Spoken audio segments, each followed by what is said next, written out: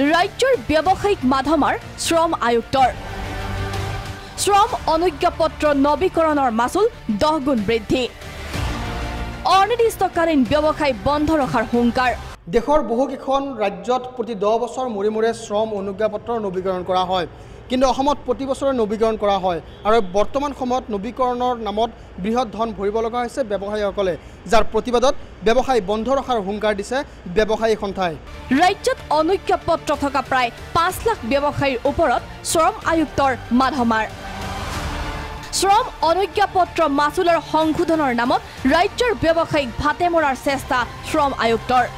শ্ৰম অনুজ্ঞাপত্ৰ নৱীকৰণৰ মাচুল 10 গুণ বৃদ্ধি কৰাক লৈ ক্ষুব্ধ ব্যৱসায়িক সন্থা পূৰ্বৰ 100 টকাৰ পৰিৱৰ্তে ভৰিব লাগিব 1000 টকা না কিছুমান দোকানত ধৰক 100 টকা কিছুমানৰ 150 কিছুমানৰ 300 এই ধৰণে আছিল এইবিলাক এতিয়া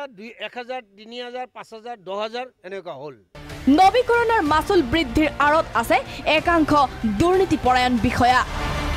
ব্যৱসায়ীসকলৰ দাবী সমাধান নোহোৱাৰ আঁৰত আছে সচিবালয়ৰ এটা দুষ্ট চক্ৰ পৰিতাপৰ সৈতে আজি